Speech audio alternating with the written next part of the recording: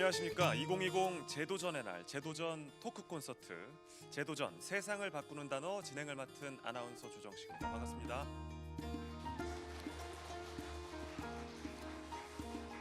네, 오늘 재도전 토크 콘서트 주제는 재도전 세상을 바꾸는 단어입니다. 여러 분야에서 실패와 재도전에 대한 경험을 함께 공유하고 또 누가 몇 번이 됐던 도전 그 자체를 응원하자는 의미에서 만들어진 토크 콘서트인데요.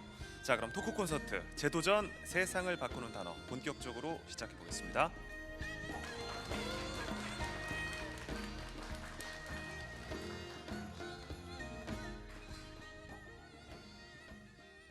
자, 오늘 여러 가지 재도전에 대해서 이야기를 나눠보도록 하겠습니다. 그 전에 오늘 뜻깊은 자리에 귀한 시간 내주신 패널 네 분을 지금부터 소개해드리도록 하겠습니다.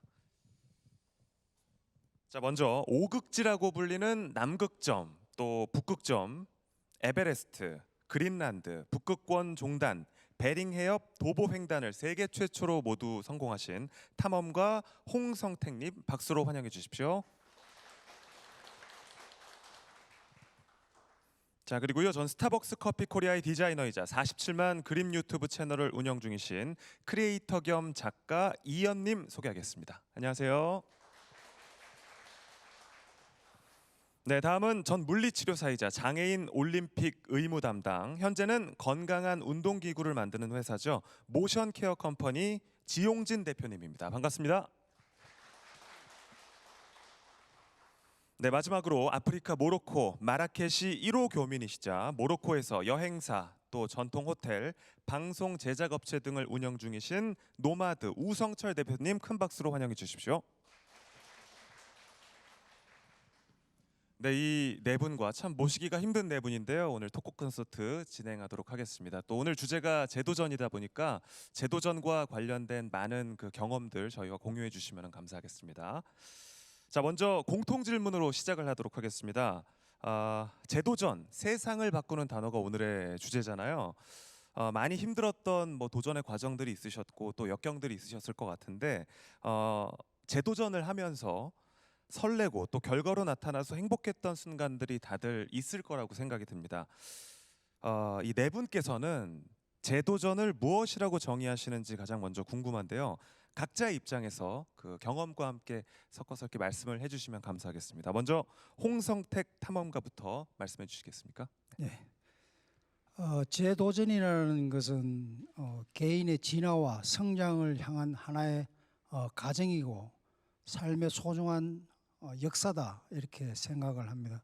도전이 없으면 결과도 없듯이 결국 도전은 목적을 완성하는데 피할 수 없는 관문이다. 저는 그렇게 생각을 합니다. 지금까지 저는 히말라야를 28년 동안 지금까지 40차례의 많은 등반을 해오면서 느낀 것은 도전이야말로 내가 원하는 것을 성취하는데 가장 중요한 기회다라고 생각을 하고, 그 40년 동안 28년 동안 등반을 하면서 수많은 히말라야 등반 속에서 느낀 것은 또한 어떻게 추위와 고난을 어떻게 극복하고 고통과 위험은 어떻게 감수하는지를 느낄 수 있었던 것들도 계속해서 도전을 했기 때문에 이런 것들을 알고 또 거기에서 빠져나오기 위해서 무수히 많은 노력을 해왔고, 결국 저는 이 자리에서 다시 여러분들과 마주하는데 결국은 가야 하고 안 된다는 걸 절실히 느끼기 전까지는 도전을 포기해서는 결국 그게야말로 패배자가 된다고 생각을 합니다. 그래서 도전은 목적을 이루는데, 목적을 완성하는데 결코 피할 수 없는 관문이다. 저는 그렇게 생각을 합니다.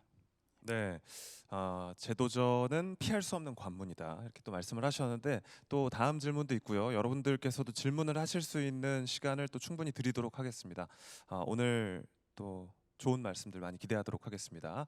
자, 이어서 공통 질문 그 이연 작가님, 또 지금은 47만 유튜버로 또 활동 중이신데 재도전에 대해서 어떻게 생각하시는지 좀 여쭤보고 싶습니다. 저는 사실 오늘 이 자리에 오면서 같이 계신 이 패널분들 배웠을 때 제가 제일 좀 어리고 뭔가 그런 게 되게 좀 깜짝 놀랐거든요. 근데 저는 아직 어리고 제 나이가 29이기는 한데 제 삶에서는 제 나름에선 되게 힘들었던 고난들이 있었다고 생각을 해요. 그리고 저는 생각해보면 초등학교 때도 되게 힘들었거든요. 그래서 많은 일들이 나한테는 항상 도전이었는데 그런 것들을 지나고 보니까 드는 생각이 그게 막 재도전, 뭔가 다른 뭔가를 새로 시작한다라는 느낌보다는 그냥 고군분투의 연장선상이었던 것 같아요. 그래서 저는 재도전을 노력의 연장선상이다. 그리고 특히 여기 앞에 계신 분들 전부 다 성인이셔서 잘 아실 텐데 저는 제가 고등학교 때 대학교만 가면 어느 정도 많은 것들이 해결이 될 줄 알았어요. 근데 그것도 너무나 시작이었고 이제 취업을 한 다음에도 그때 이제 돈을 버니까 알아서 좀 번듯하게 살겠지 했는데 하나도 번듯하지 않았고 그리고 제가 그 좀 이 재도전의 날 했을 때 딱 떠올랐던 나의 재도전의 순간 이 뭔가 실패했다고 생각한 순간 있잖아요. 저는 그게 제 인생에서 좀 가장 큰 실패였다고 생각한 순간이 첫 퇴사를 되게 아픈 몸이 아파서 퇴사를 했을 때였거든요. 근데 그것도 결국에는 사실은 끝은 아니었고 뭐든 끝이 아니라 전부 다 문을 여는 과정이더라고요. 그래서 그 과정에 항상 도전은 있는 것 같고 그거를 한 번 더 하면 또 잘 되는 것 같기도 하고 그래서 저는 재도전을 노력의 연장선상이다라고 생각을 합니다. 네, 20대 대표 이현 작가님은 재도전을 노력의 연장선상이다 이렇게 이야기를 하면서 시작을 했는데요. 그러고 보니까 또 이제 연령대가 네 분이 또 다양하셔가지고 또 더 오늘 아주 다채로운 이야기들을 들을 수 있을 것 같다는 생각이 듭니다. 어, 이제 지용진 대표님 30대처럼 보이지만은 40대라고 제가 먼저 이야기를 들었기 때문에 또, 재도전을 어떻게 생각하시는지 좀 들어보고 싶습니다. 네. 아, 네. 우선 저처럼 많은 직업을 바꾼 사람은 없었을 거예요. 제가 그 물리치료사로 병원에서 근무도 했었고요. 그리고 뭐 자살 너무 많이 하셔가지고 사단법인 그 한국상담협회를 또 대표이사로 운영도 했었고 조그만 오피스텔에서 마사지 그런 서비스도 했었고 헬스 트레이너도 했었고 국가대표 트레이너도 했었고 헬스 관장도 했었고 굉장히 많은 직업을 바꿨는데 외국에서는 보통 직업을 인생 살면서 3번 바꾼다고 하는데 저는 한 10번은 바꾼 것 같습니다. 지금 스쿠버 강사도 했었고 했는데 제가 많은 다 실패를 했으니까 여기까지 왔겠죠. 그걸 계속 안 했겠죠. 그래서 가장 마지막에 한 게 가장 크게 실패를 했는데 7억의 부채와 50여 명의 직원을 다 퇴사시키고 힘든 상황에서도 다시 도전을 해가지고 지금은 연매출 40억의 수출 기업이 됐는데요. 재도전이란 저에겐 그 복싱에서 1라운드, 2라운드, 3라운드다 이렇게 생각합니다. 아직 12라운드까지 남아 있기 때문에 1라운드에서 너무 주저하지 마시고 다음 라운드를 또 준비하시면 될 것 같습니다. 저에게 재도전이란 복싱의 1라운드. 네, 그렇습니다. 복싱의 1라운드. 정말 많은 시간이 다들 남아 있기 때문에 좌절하지 않고 계속해서 다음 라운드를 준비하는 게 중요하다 이런 말씀이신 것 같은데요. 또 다른 이야기, 재밌는 이야기 또 더 기대하도록 하겠습니다. 마지막으로 우리 노마드 우성철 대표님 말씀 부탁드리겠습니다. 오늘 네 분 중에서 또 이제 해외에서 경험이 또 굉장히 많으시기 때문에 기대하는 이야기들이 많거든요. 재도전 어떻게 생각하시나요? 제가 생각하는 재도전은 일상이라 생각해요. 매일매일이 저희 제 도전이고 또한 도전이고. 그러니까 제가 생각하는 재도전이라 해서 되게 크게 생각하기보다는 하루하루 일어나서 어떠한 일들이 일어나는 것들에 다 도전한다 생각하면은 약간 마음 편하게 생각하고 좀 더 부담을 좀 줄였으면 하는 마음이 커요. 그래서 제가 사는 모로코에서는 한국인이 없고 아무도 없는 곳이지만 저는 매일 아침에 나갈 때부터 고민이에요. 아, 오늘 잘할 수 있을까? 오늘 무슨 말을 하지? 어떻게 하지? 누구 만나면 어떡하지? 누가 나한테 욕하면 어떡하지? 나 또 오늘 사기당하면 어떡하지? 아니야, 해보자. 저는 그냥 해보자라는 마인드가 저의 도전이었고 그냥 오늘 하루, 점심, 저녁 다 도전인 것 같아요. 그래서 저는 그냥 짧게 말해서 제 도전은 저의 일상이다 라고 말씀드리고 싶습니다. 네, 참 재도전이 거창한 것 같은데 재도전이 일상이다라고 이렇게 이야기를 시작해 주셨습니다. 네 분의 공통 질문이었고요. 자, 이제는 한 분 한 분씩 개별 질문을 좀 드릴 텐데 먼저 우리 홍성택 탐험가님부터 질문을 드리겠습니다.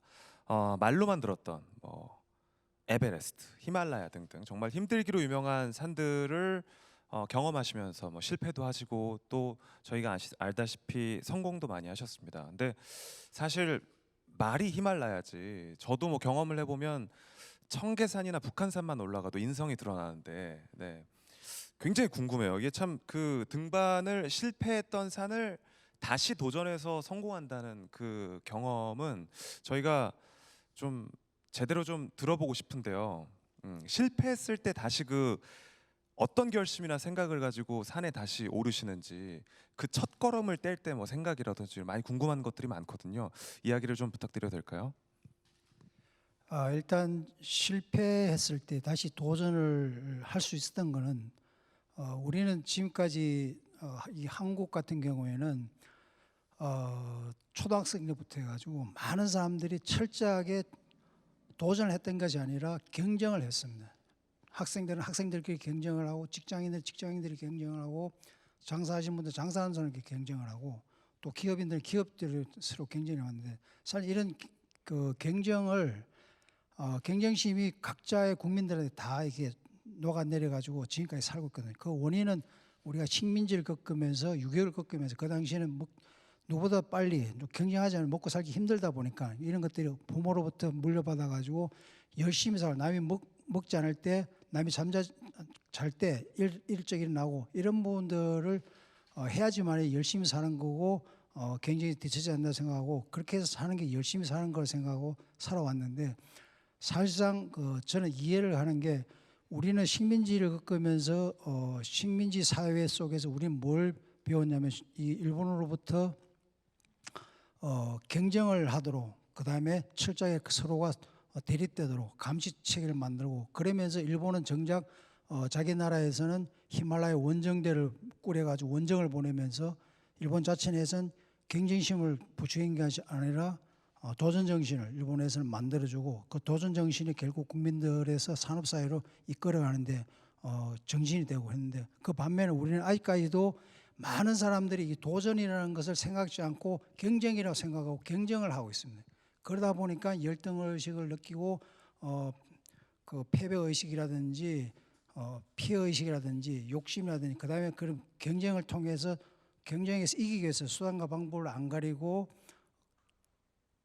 쉽게 반칙을 한다든지 법을 어긴다든지 그러다 보니까 예상치 못한 이 사회의 순기능보다 역기능들이 많이 나타나고 실패했을 경우에는 남들보다 더 남들의 때문에 원인이라고 생각하고 그러다 보니까 내가 실패했을 때에는 남들이 나를 어떻게 생각할까에 대한 그런 부담감도 엄청나게 많을 거란 말이에요. 그래서 어떤 사안에 대해서 도전할 것이냐 경쟁을 할 것이냐 이거는 분명히 다른 거거든요. 그래서 우리는 이제는 우리 국민 모두가 도전을 이제 해야 되고 지금까지 경쟁을 했다면 경쟁심을 버리고 도전을 해야 되는 거죠. 그 도전이라는 것은 결국은 학생들은 토익 점수가 예를 들어서 600점이다. 그럼 내 스스로가 700점의 목표를 설정을 하고 그게 도전을 하는 거죠. 그래서 안 됐을 경우에 스스로 거기에 평가를 하고 보충을 하고 내가 왜 안 됐는지를 비교 분석해서 다시 할 수 있는 게 도전이라는 거죠. 그러니까 기업인들은 새로운 시작을 개척하는 데 도전을 하고 그러니까 저 역시도 이제 저는 경쟁을 한 것이 아니라 경쟁을 하게 되면 산에서는 누군가가 다치게 되고 사고가 일어날 수 있기 때문에 이 등반에서만큼은 경쟁은 철저하게 배제돼야 되고 저는 그렇기 때문에 경쟁하지 않고 도전을 했습니다. 도전을 하다 보니까 새롭게 도전 정신을 있다 보니까 실패를 하더라도 다시 도전하는데 큰 어려움 없이 다시 도전을 할 수 있었던 거라고 생각합니다. 그래서 저는 가장 어렵다는 히말라야에 있는데 거기를 6번을 지금 실패를 했습니다. 실패를 하고 다시 7번째에 도전을 합니다. 그래서 그 로체남백이라는 곳이 있는데 거기에 지금 도전을 하고 있는데 좀 더 얘기를 듭니까? 네. 편안하게 말씀해 주십시오. 이 로체남벽에 대해서 제가 좀 설명을 드리겠습니다. 히말라야는 8,000m가 14개의 봉우리가 있고 그 외에 7,000m가 무수히 많은 산들이 있습니다. 그러니까 여기에 세계의 각 산악인들이 다 도전을 해가지고 모든 산들이 다 극복이 되었습니다. 그런데 유일하게 많은 산들 중에서 유일하게 극복이 안 된 곳이 로체 남백이라는 곳이 있습니다. 여기는 8,516m인데 여기는 이제 베이스 캠프를 떠나서 정상까지가 직벽 구간, 벽 구간이 3,200m가 벽으로 이루어져 있습니다.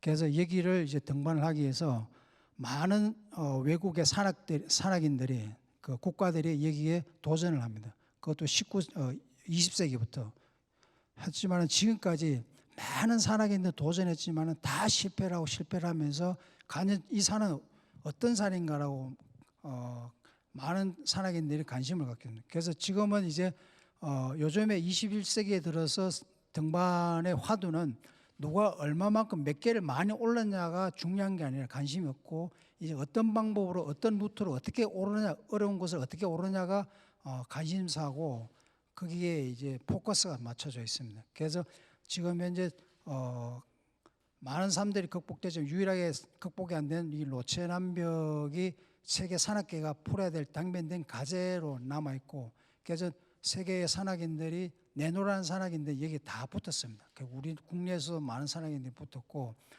했는데 결국 실패를 했고 저 역시 6번을 실패를 하고 이제 7번을 준비를 하고 있습니다.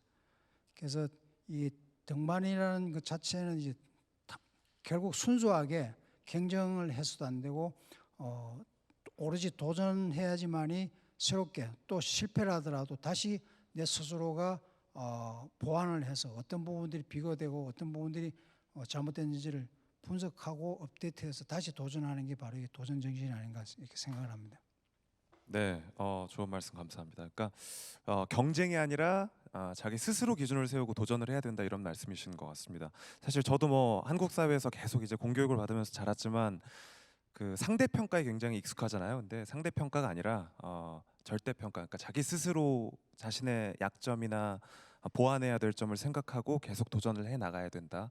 이게 맞습니까? 예, 도전 정신을 이제는 경쟁심 대부분의 사람들은 이게 그 직장 생활을 하고 어떤 사업을 할 때 이게 도전이라 생각지 않고 이미 머릿속에는 계속해서 머릿속에는 경쟁을 하고 있는 거거든요. 그래서 이걸 버려야 된다는 거죠. 경쟁심을 버려야 된다. 네, 말씀을 해주셨고요.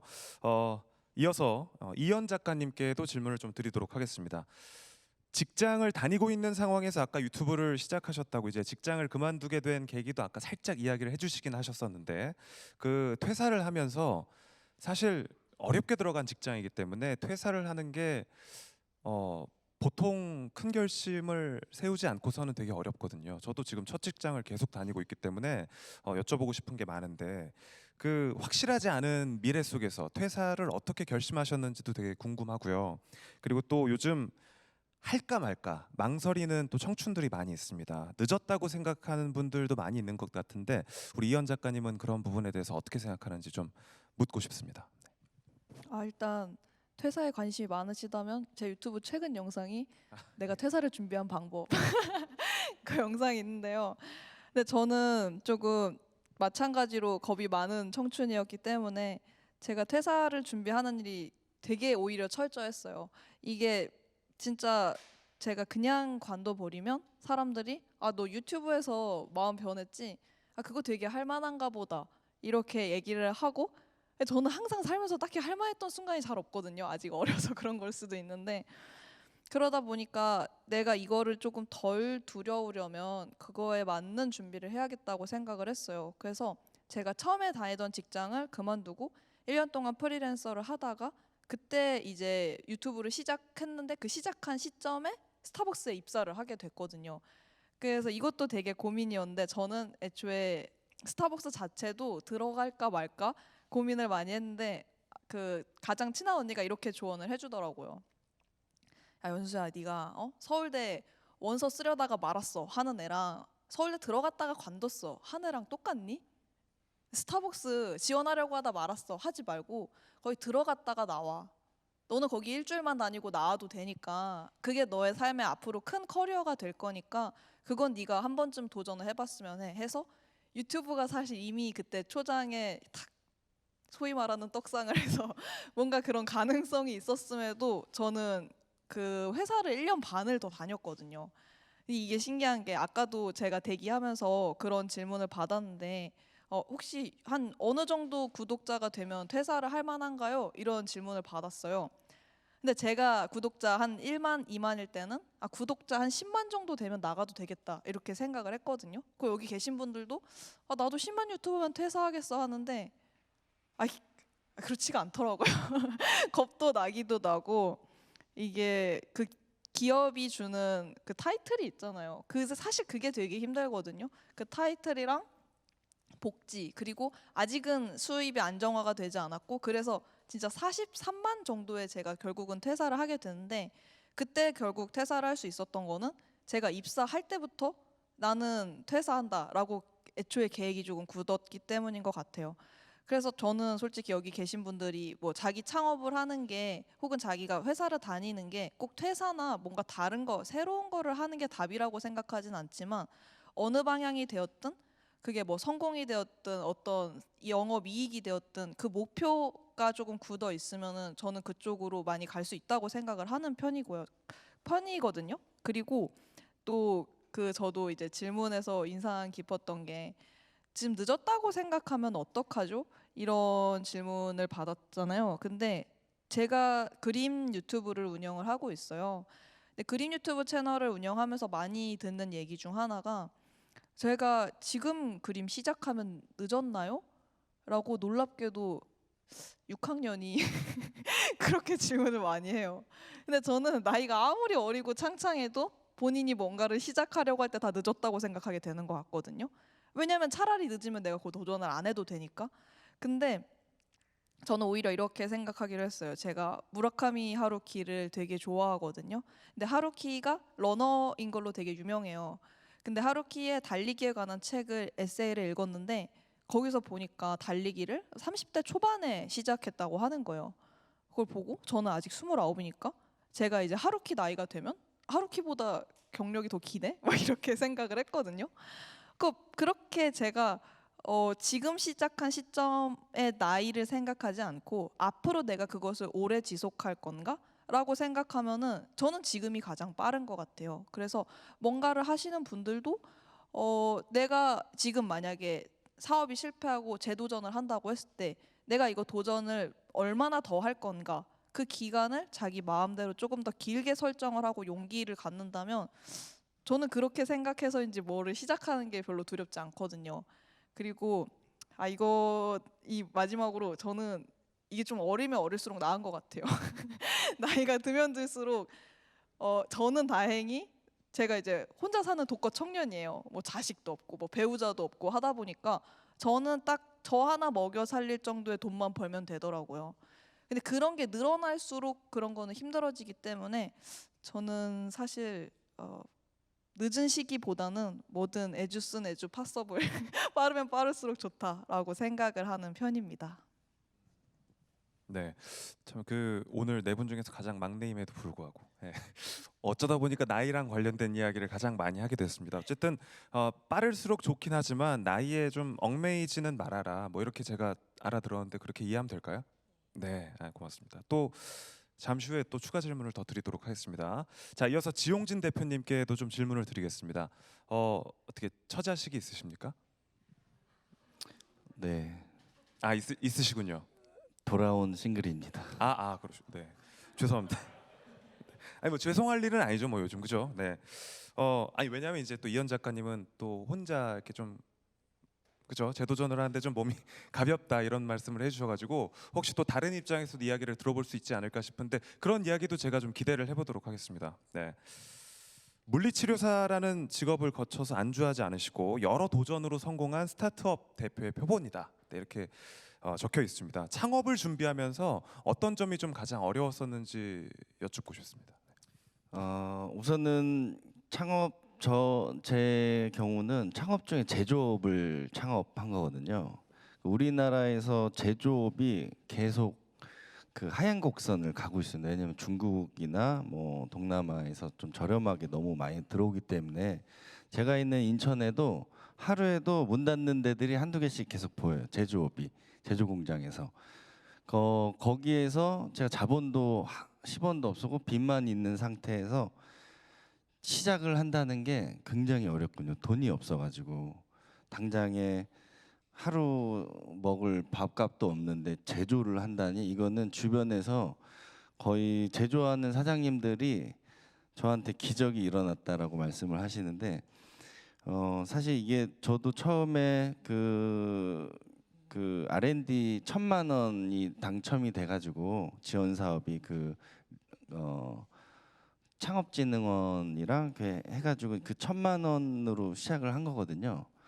1,000만 원으로 컴퓨터 하나 사면은 하고 뭐 샘플 몇 개 사면 끝나는 돈이었는데 거기서 시작을 했는데 제가 주의 깊게 전해서 본 게 그 에어비앤비란 기업의 이제 그 미국에서 실리콘밸리의 그 창업의 그 굉장한 그 바이블인데 그 에어비앤비 창업자가 하는 얘기가 있어요. 바퀴벌레 정신으로 시작을 했거든요. 에어비앤비가 그 큰 기업이 되기 전까지 봉고차에서 전국을 미국 전역을 다니면서 물건을 팔면서 투자자도 만나고 방을 좀씩 해가지고 이제 성공의 그걸 보고 저도 물건을 처음에 한 대를 만들어 가지고요. 그 한 대를 팔고 그 마진으로 또 2대, 3대 이렇게 시작을 하게 됐거든요. 그렇게 해서 기계도 사고 기계가 이제 그러니까 처음에 저희가 OEM을 줬는데 팔면 팔수록 손해더라고요. 그래서 어떻게든 제조 시설이 안 돼 있으면은 승산이 안 나거든요. 그래서 어떻게든 CNC 장비라고 이렇게 깎는 장비가 있는데 한 대에 뭐 8천만 원, 1억이 되는데 지금은 저희가 5대가 있거든요. 이거를 물건을 하나 팔아서 2개 팔고 시작을 바퀴벌레 정신으로 한 것 같아요. 그래서 기계도 사고 레이저 기계도 사고 또 공장 부지도 사고 이렇게 됐는데 여러분들도 혹시 처음에 제조업이든 다른 직업이든 시작하실 때 바퀴벌레 정신으로 한 개 한 개 한 발 한 발 올라가시면은 갔다 보면은 아까 이제 산악인 분이 말씀하신 정상에 올라가지 않을까 그렇게 생각이 됩니다. 네. 그러니까 첫 발을 떼는 게 중요하고 또 한 발 한 발 올라가다 보면 결국 정상이 보일 것이다. 네, 그런 말씀이셨습니다. 마지막으로 우성철 대표님께도 좀 개별 질문을 드리겠습니다. 현재 그 아프리카 모로코에서 다양한 활동을 하고 계십니다. 현재 희망의 아이콘, 도전의 아이콘이라는 수식어로 불리고 계신데요. 먼 타지에서 알파벳도 제대로 모르는 상태로 도전을 해서 그 낯선 곳에서 포기하지 않고 계속 달려갈 수 있었던 그 원동력이 뭔지 궁금합니다. 네, 제가 했던 원동력은 다른 게 아니라 내가 여기서도 성공 못하고 성공이라는 단어보다는 내가 여기서 또 좌절하고 실패하면은 내가 어디 가서든 뭘 내가 원하는 꿈을 이루지 못하겠다. 그리고 그냥 덤덤하게 하다 보면 되겠지. 내가 어떤 것을 배웠다고 해서 할 수 있는 게 아니라 나는 내 자신을 한번 테스트해 보자. 내가 어떤 놈인지, 내가 얼마나 어떤 환경에서 살 수 있는지 한번 테스트해 보자. 그 전까지는 나는 한국에 안 간다 라고 생각해서 제가 했던 게 알파벳을 하나도 잘 모르는 편인데 사실 저희는 아랍어를 쓰고 있어요. 아랍어 쓰고 보면은 진짜 완전 지렁이가 왔다 갔다 해요. 제가 그걸 처음에 어떻게 하겠습니까 그거를. 그래서 그걸 보다가 일단 손짓 발짓을 해보자. 근데 그래도 말이 안 통해요 이게. 그러다가 나중에는 내가 이제 그러면은 가서 하나씩 그냥 들이대자. 그냥 몸으로 움직이고 내가 손해를 보더라도 그냥 움직이자. 라고 해서 제가 했던 방식이 한국어를 다 끊었어요. 한국어, 영어, 뭐 한국어 드라마, 음악, 뭐 친구들 연락하는 카톡이나 여러 가지를 다 끊고 그 환경에서 내가 적응할 수 있는 동물인지 내가 얼마나 흡수할 수 있는 스펀지인지 라고 생각해서 내가 그냥 갈 때까지 가보자. 내가 지금 여기 와서 잃을 게 뭐가 있어? 원래 될로 오면 된다 라는 생각을 해서 그리고 제가 생각했던 제 좌우명이 후회라는 거에서 차라리 해보고 후회하자. 해보지 않고 후회할 바에는 차라리 그냥 해보고 후회하면 되지 뭐 어때? 내가 남들 시선에 따라서 남들 시선에 뭐 계속 그거 가지고 힘들어봤지만 이제 와서 내가 뭐 어때? 난 갈 때까지 갈 놈이야 그냥. 한번 해보자 그냥. 라는 약간 저도 20대거든요. 반전인데요. 예. 네네. 예, 예. 계속 거슬려가지고 막내라길래. 아, 예, 예. 막내십니까? 아니, 그러면? 동갑입니다. 동갑이시죠. 그래서 젊은 약간 그 열정 하나로 간 것 같아요. 열정으로 한번 해보자. 이게 제일 웃겼나요 이게? 네, 그거 같습니다. 네, 큰 실수를 할 뻔했네요. 네. 하지만 실수를 하진 않았습니다. 자, 네 분께 개별 질문을 드렸고 또 경험도 같이 공유를 해봤는데 저는 이제 들으면서 되게 특별했던 경험이었던 게 네 분이 처한 상황도 다르고 뭐 나이도 다르고 그렇지만 그 한 분 한 분 말씀하셨던 이야기를 다른 분한테 다 적용시켜서 생각을 해봐도 다 적용이 되는 거예요. 그러니까 경쟁이 아니라 다 도전을 하셨고 또 나이를 생각하지 않고 빠르게 다들 움직이셨고 또 바퀴벌레 정신으로 계속 또 함께 하셨던 것 같고요. 또 마지막 그 우리 우성철 대표님 말씀처럼 해보고 후회를 안 하셨던 네 분인 것 같다라는 생각이 들었습니다. 네. 그래서 마지막 질문을 좀 드리고 싶습니다. 여러 도전을 지금도 이어가고 계신 것 같은데 지금도 좀 도전을 계획하고 있는 일이 있는지, 네. 그리고 앞으로 인생에서 재도전을 계획하고 있는 일이 또 만약에 있으시다면은 그 계획을 공유해 주실 수 있는지 좀 여쭤보고 싶네요. 우리 탐험가님부터 혹시. 네.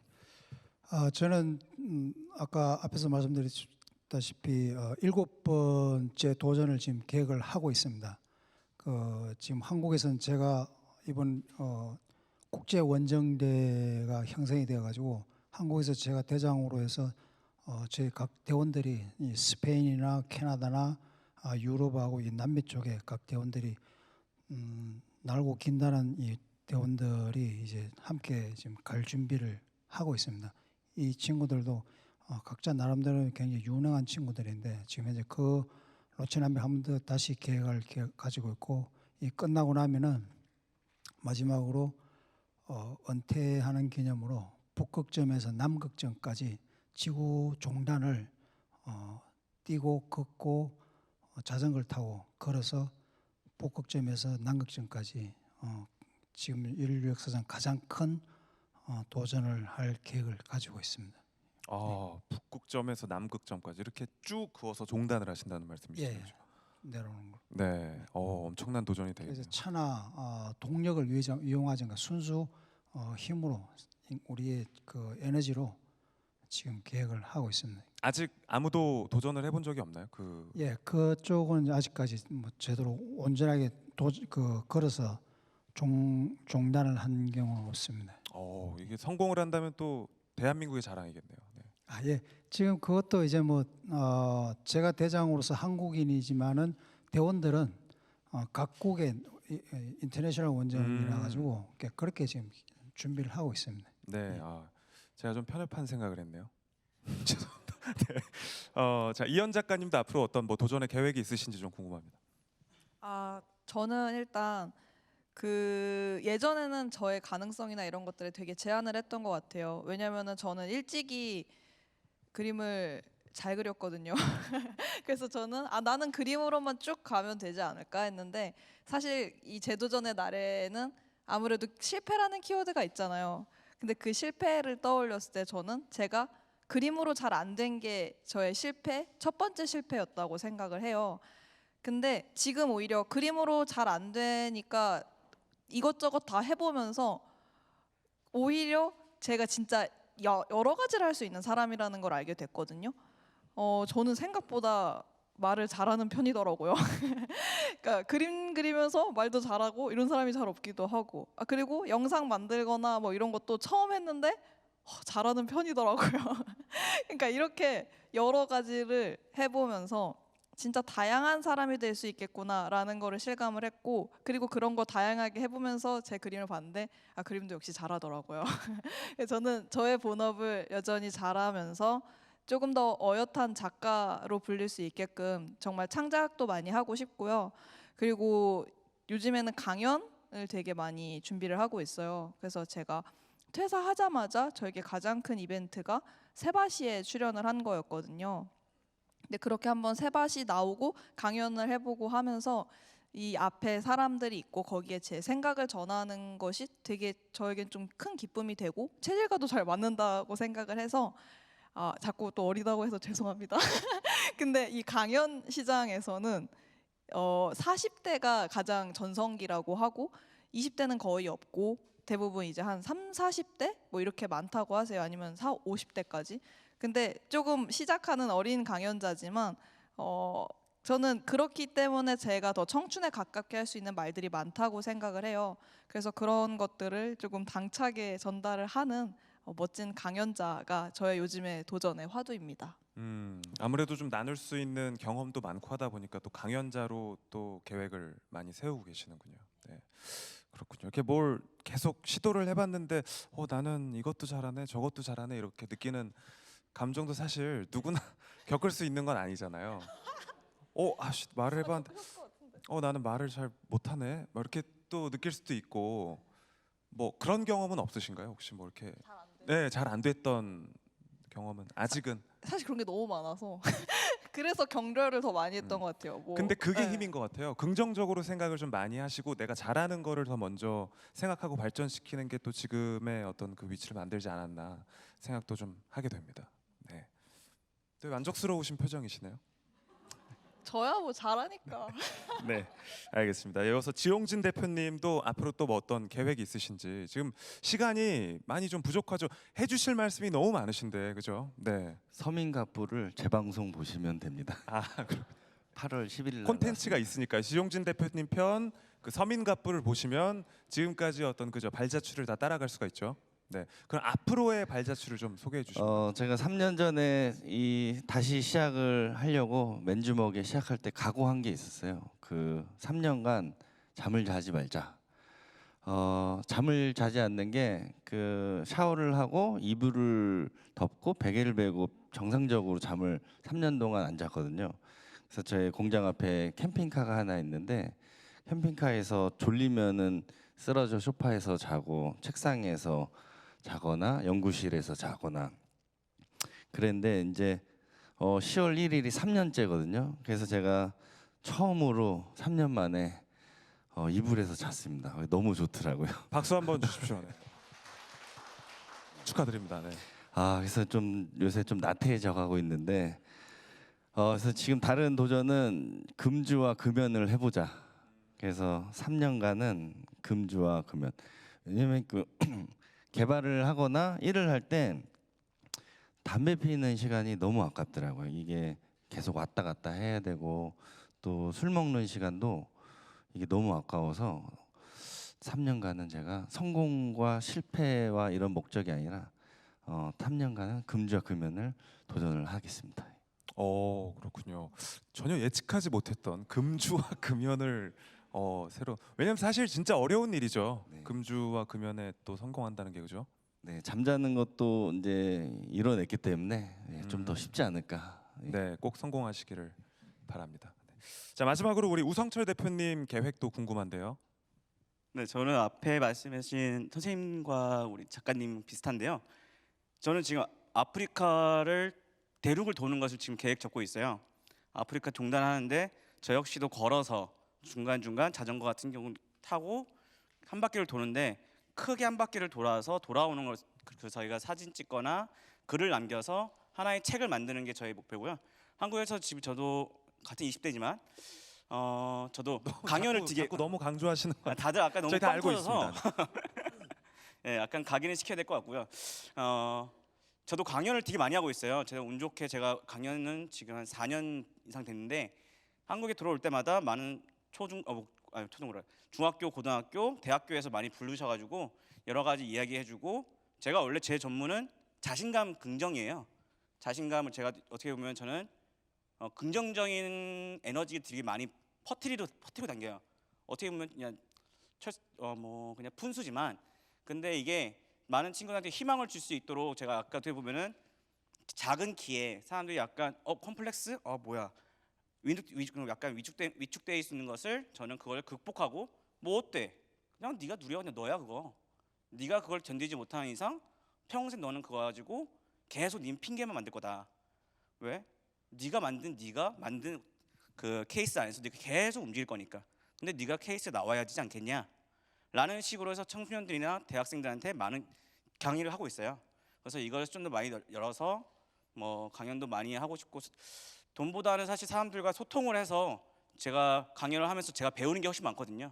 이렇게 저도 토크 위주로 같이 하는데 항상 많은 친구들의 궁금했던 것들, 그리고 어떤 고민거리들 그냥 편하게 형 동생으로, 막 선생님처럼 막 뭔가 나이 드신 분들이 아니라 그냥 편하게 형님, 내가 뭐 몇 년 전에 나도 학교 다녔는데 나도 그랬었어. 진짜 와닿는 얘기를 많이 할 수 있는 것 같아서 이걸 같이 나눴으면 좋겠고 많은 친구들과 소통했으면 좋겠다는 계획을 갖고 있습니다.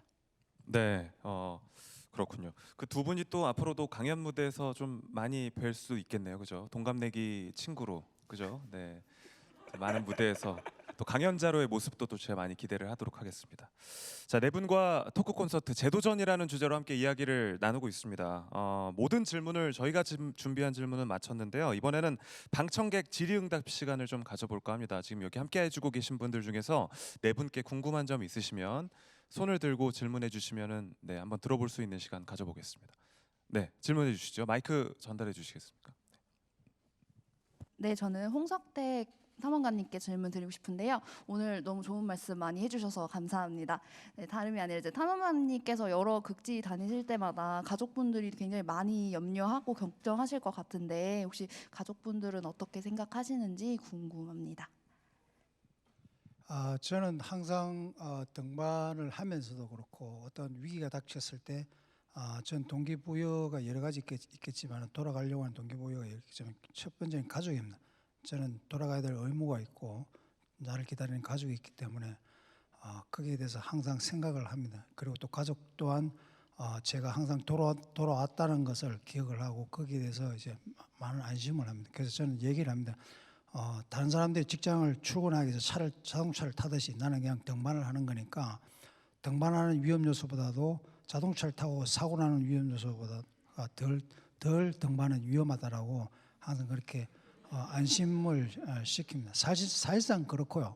왜냐하면 고속도로를 주행하는데 속도 위반을 해서는 그거보다 그게 훨씬 더 저는 어렵다고 참 위험하다고 생각을 합니다. 그런데 많은 분들이 이제 오히려 등반이 사실상 굉장히 위험합니다. 위험하기는. 왜냐하면은 어떤 사고가 나고 하면은 그냥 사고가 나는 게 아니라 사람이 추락을 하면은 히말라야 같은 경우는 7,000m, 8,000m에서 추락을 합니다. 추락을 하면은 떨어지는 속도가 있어가지고 어떤 돌출된 바위에 부딪히면은 사람 몸이 펑 터집니다. 이게. 그러니까 위에서 터지면서 밑에서 봤을 때는 온전히 몸이 바디가 밑에까지 올 거라 생각하는데 사실상 위에서 다 이게 막 터지면서 분해돼 가지고 밑에는 운 좋으면 뭐 다리 한쪽 찾고 뭐 그런 정도거든요.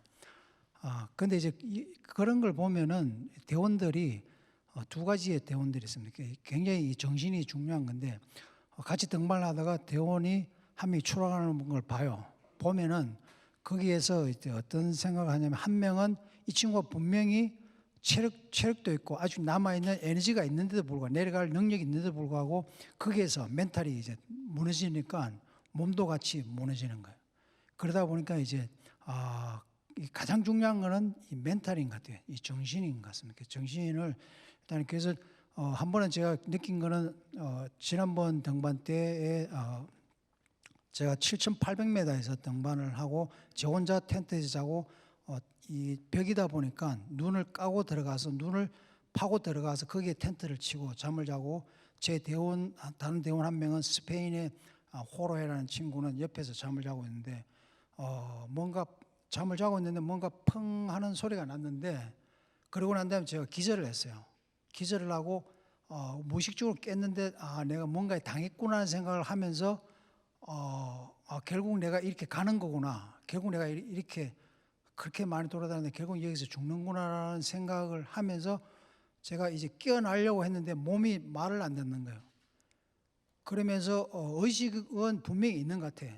그래서 혼자서 막 그러면서 느꼈던 거는 조금도 이렇게 죽는 거에 대한 두려움이라든지 후회라든지 이런 건 없었어요. 그리고 남아있는 가족이라든지 제 친구들이 나를 위해서 애석해하거나 슬퍼하는 것 자체도 저는 원치는 않았고 그때 이렇게 막 억울한 그런 것들이 안 드는 이유는 제가 도전할 때 모든 것을 바쳐서 도전을 했고 내가 원하는 것을 했기 때문에 그런 후회로움이 들지 않았던 것이 아닌가라고 생각을 하거든요. 그리고 난 다음에 깨어났어요. 깨어났는데 이 스페인 친구가 저를 이제 눈 속에서 제가 눈사태를 맞은 거죠. 눈사태를 맞아가지고 스페인 친구가 제 눈 속에서 꺼짐을 거예요. 그래서 저는 이제 그 눈에 파묻힌 상태에서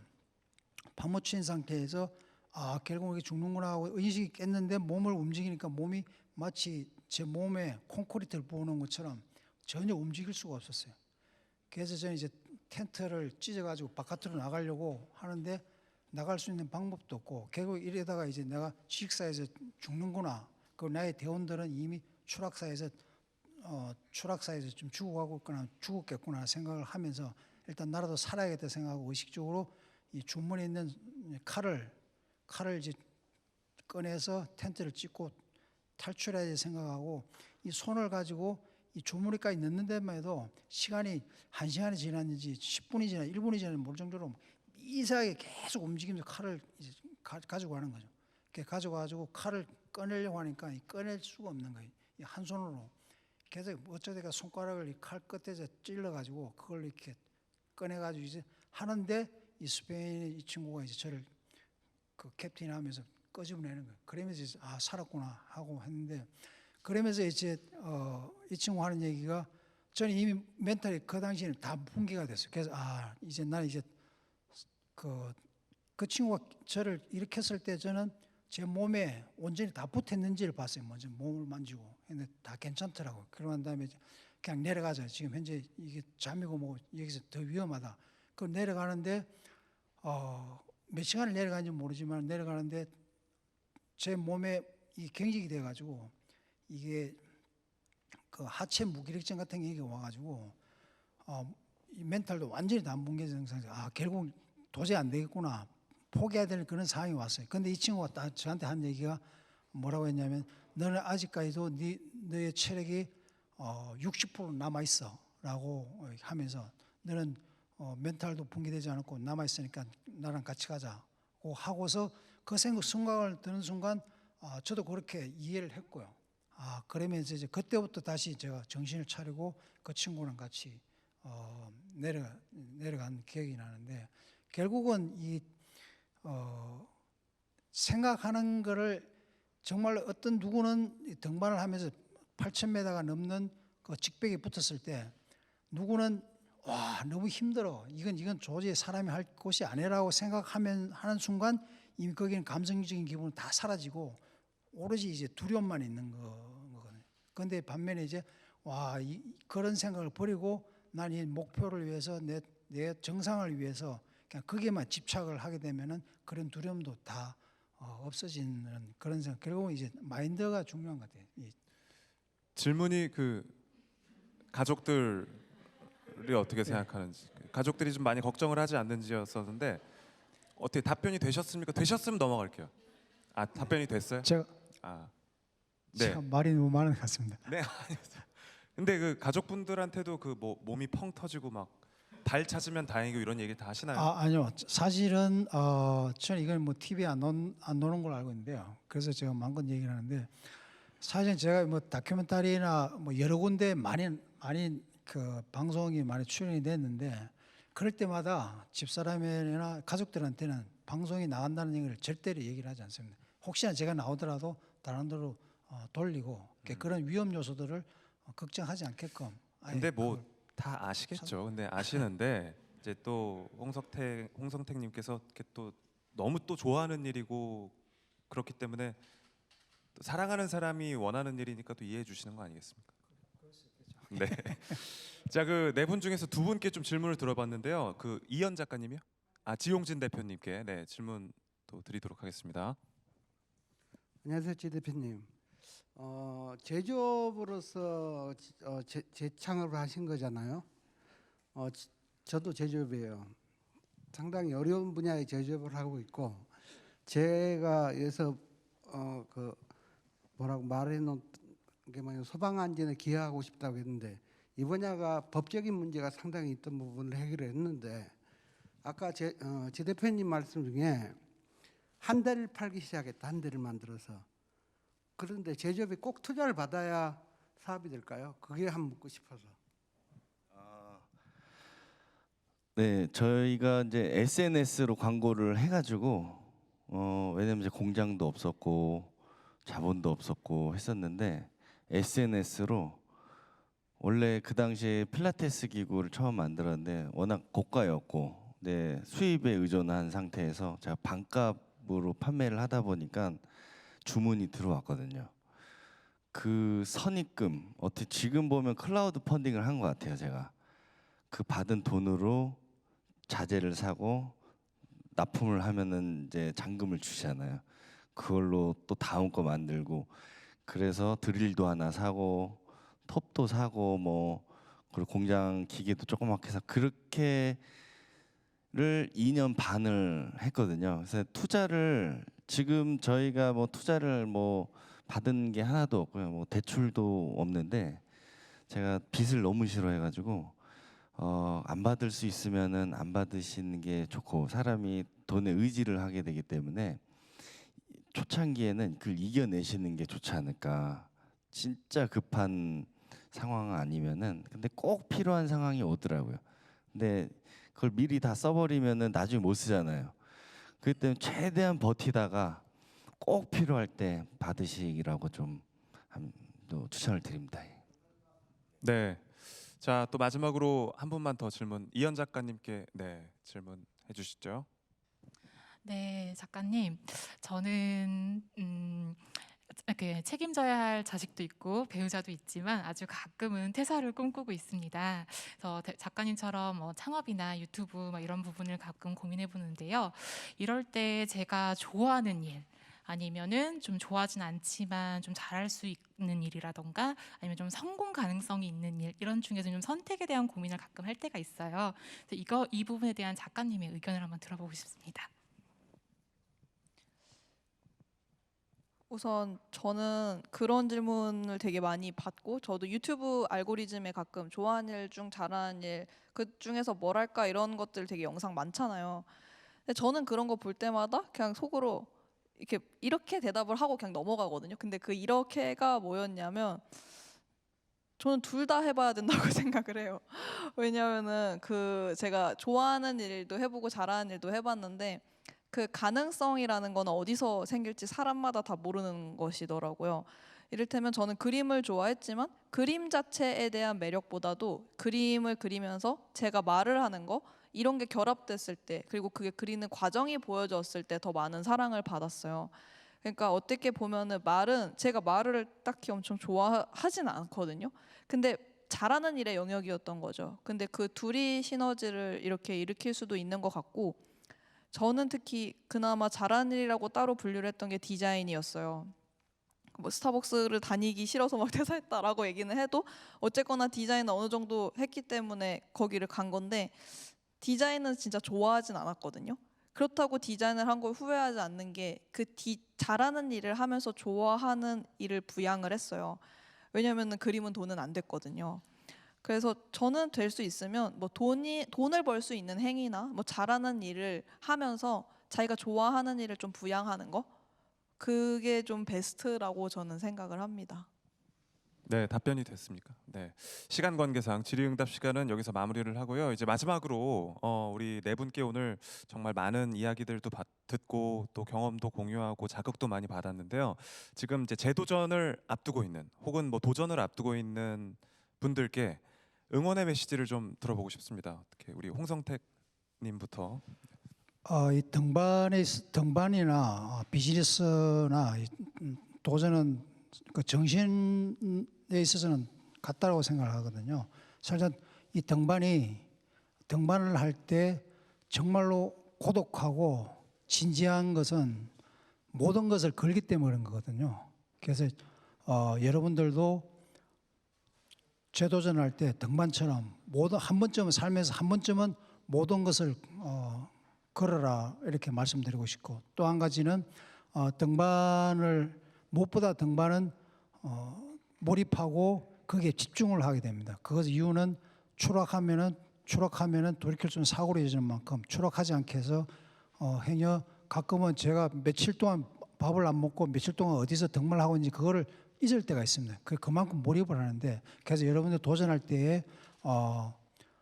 도전할 때처럼 몰입하고 집중을 하고 이 두 가지를 모든 것을 걸고 집중하고 몰입하면은 뭐 결국은 정상에 오를 거라고 생각하고, 또 한 가지는 저희들이 이제 정상을 공격하고 정상에 서고 다시 내려올 때 그 체력의 안배를 60대 30을 가지고 있습니다.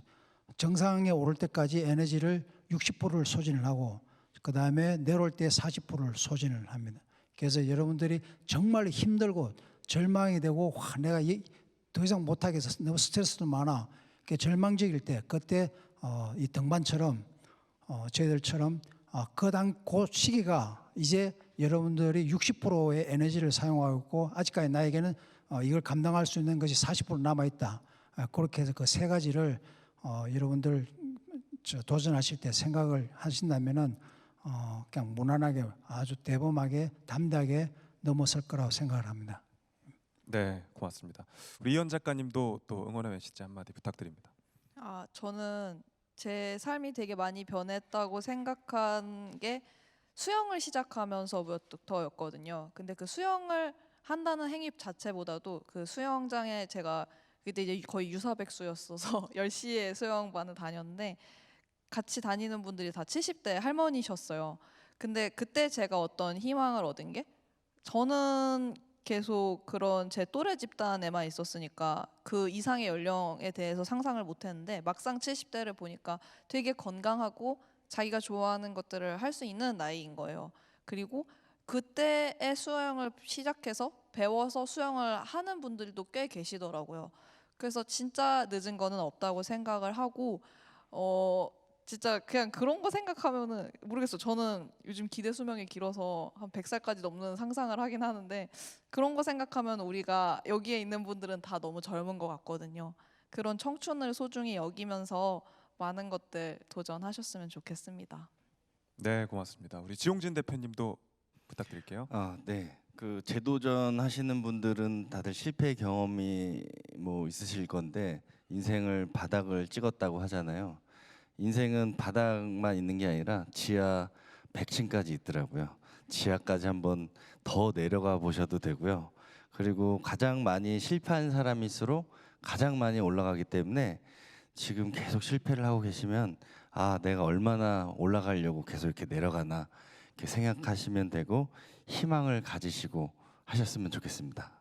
네, 많이 또 위로가 됐을 것 같습니다. 우리 우성철 대표님도 부탁드릴게요. 많은 실패를 하는 것에서 저는 좋다고 생각해요.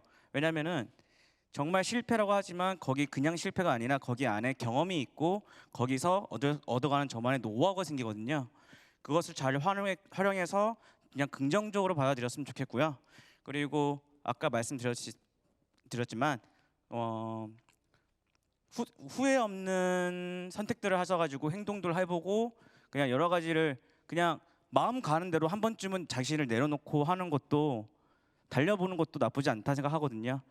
그리고 여러분 항상 긍정적으로 생각했으면 좋겠습니다. 감사합니다. 네, 고맙습니다.